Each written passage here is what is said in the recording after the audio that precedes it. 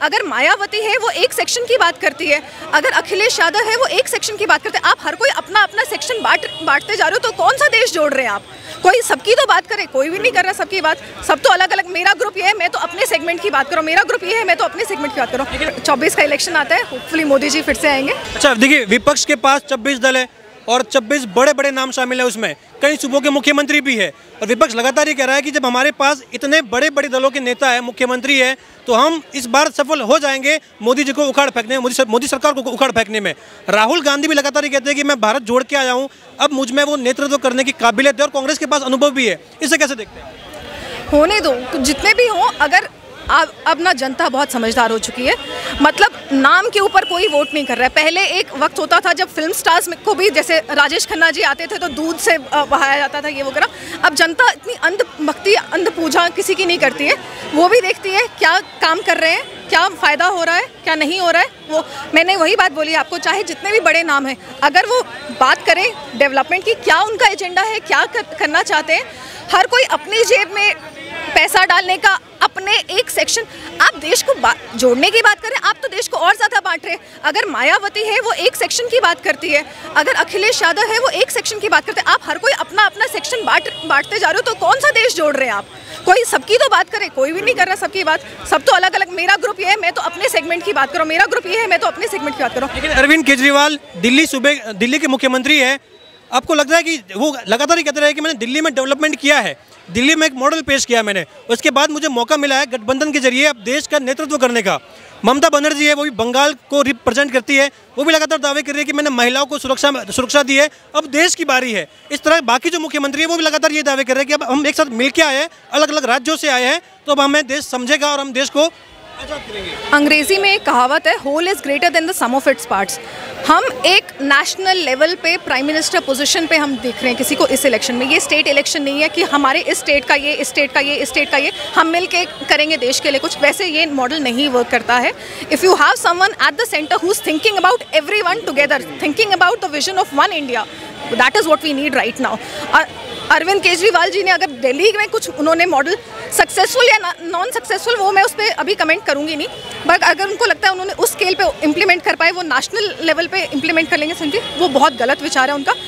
हमारे देश की डाइवर्सिटी इतनी ज़्यादा है, someone needs to think of complete India in one picture, only that person should be the prime minister। अच्छा, एक और सवाल है मेरा, देखिए जब बात कश्मीर की आती है तो सियासत अपने आप गर्म हो जाती है, चाहे पाकिस्तान की ओर से बयानबाजी हो, चाहे यूनाइटेड स्टेट की ओर से बयानबाजी हो, भारत में तो खैर होती ही है, विपक्ष लगातार हमला करता रहता है। इस बार G20 शिखर सम्मेलन होने जा रहा है और ये भारत के लिए बहुत बड़ी उपलब्धि है। विपक्ष यहाँ भी कह रहा है कि वहाँ तो अभी भी असुरक्षा का माहौल है, लेकिन उससे पहले आपने देखा होगा वहाँ पर जन्माष्टमी का महोत्सव हुआ लाल चौक पर, और मुहर्रम, हाल ही में मुहर्रम मनाया गया है, और ये लगभग 3 दशक के बाद में ये हुआ है, 3 दशक के बाद ये हुआ है। तो आपको लग रहा है कि विपक्ष यहाँ पर जो है कहने की झूठा साबित हो रहा है? झूठा अपने आप साबित हो जाएगा। विपक्ष इतना शोर उन्होंने मचाया, कश्मीर को अभी भी पिछड़ा हुआ ट्रीटमेंट क्यों देना चाह रहे हैं, मुझे समझ नहीं आ रहा। कश्मीर के लोग उतने ही कैपेबल हैं जितने रेस्ट ऑफ द इंडिया में है, मतलब हमें नॉर्मल फ्रंट पे आके काम तो करने दो। मतलब नहीं कश्मीर को पीछे रखो, कश्मीर में ये G20 फोरम नहीं हो सकता, कश्मीर में ये नहीं हो सकता, कश्मीर में सिर्फ धरने पे ही बैठना है क्या? कश्मीर में वैसे ही डेवलपमेंट रेगुलर वर्किंग डे पे, अगर रेस्ट ऑफ द इंडिया में 260 वर्किंग डेज होते, कश्मीर में 100 कुछ ही होते हैं। किसी दिन पत्थरबाजी होती है, बचपन से आज तक कर्फ्यू और जम्मू बंद और कश्मीर बंद देखा है। मतलब आने तो दो, नॉर्मल लेवल पे कंप्लीट तो करने दो, दुनिया बहुत बड़ी है भाई, हम कश्मीर तक ही क्यों सीमित रह रहे हैं? तो ये विपक्ष का शोर जो है अब उसको कम करने की ज़रूरत है, उसको इतना उस शोर को ज़्यादा हवा देने की ज़रूरत नहीं है। कश्मीर में डेवलपमेंट आएगी, पूरी दुनिया खुद देखेगी। कश्मीर आज के लिए इम्पोर्टेंट नहीं है, वो सिल्क रूट के टाइम से बहुत स्ट्रेटेजिक और बहुत इंपॉर्टेंट लोकेशन रहा है। सारे ऋषियों ने तप करके, साधना करके वहाँ पे मतलब साधना करके हासिल किया था उन्होंने हाईएस्ट पोजीशन। तो Kashmir will manifest it's power in its own way. तो विपक्ष को उसके लिए, कश्मीर के लिए इतना शोर करने की ज़रूरत नहीं है। रास्ते खोलिए ताकि लोग वापस कश्मीर जा सके जो जाना चाहे। बस कश्मीर के लोग भी वही चाहते हैं, उनको भी डेवलपमेंट चाहिए, उनको भी ट्रेड चाहिए, उनको भी अपॉर्चुनिटीज़ चाहिए ग्रो करने के। हर किसी को रोटी ही खानी है, पत्थर तो कोई खाएगा नहीं, पत्थरबाजी करेंगे, पत्थर तो कोई खाएगा नहीं। तो नॉर्मल रखिए कश्मीर के लिए, और ये बाकी विपक्ष का शोर चलता ही रहेगा। आखिरी सवाल है मेरा, देखिए जब बात होती है भारत की तो यत्र नार्यस्तु पूजन्ते रमन्ते तत्र देवता की बात की जाती है। आपको लग रहा है कि ये जो मोदी सरकार के 9 साल पूरे हुए हैं, कहीं ना कहीं नारी सुरक्षा, महिला सुरक्षा को लेकर के कुछ ठोस कदम उठाए गए हैं, या फिर आपको लग रहा है कि अभी भी माहौल वैसा ये पुराना वाला, महिला सुरक्षित नहीं है? महिला सुरक्षा के लिए मैं सबसे पहले ये बात बोलूँगी, पुरुषों में जागरूकता ज़्यादा होनी चाहिए। महिलाओं को बंद करने की जगह पुरुषों की मेंटालिटी में चेंज आने की ज़्यादा ज़रूरत है।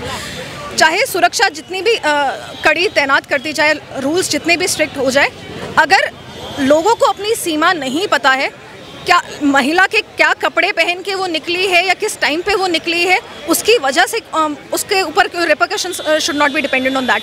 तो इम्प्लीमेंटेशन हुई है चीज़ों की, जहाँ पे नारी को उचित स्थान देने की बात है। काफ़ी इंपॉर्टेंट पोजीशंस ऑफ पावर भी दी गई है, निर्मला सीतारमन हो या स्मृति ईरानी हो, काफ़ी सारी, सुषमा जी भी थी, तो काफ़ी स्ट्रॉन्ग लीडर्स हैं फीमेल साइड से भी जो इंडिया में आई हैं।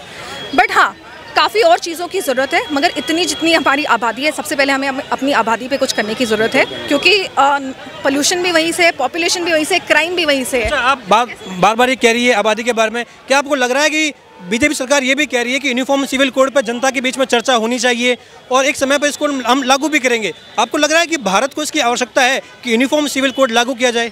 क्यों नहीं होना चाहिए? मतलब अगर आप बोलेंगे कि हम एक ही देश में रह रहे हैं, ये जो कश्मीर में नारा लगा था, एक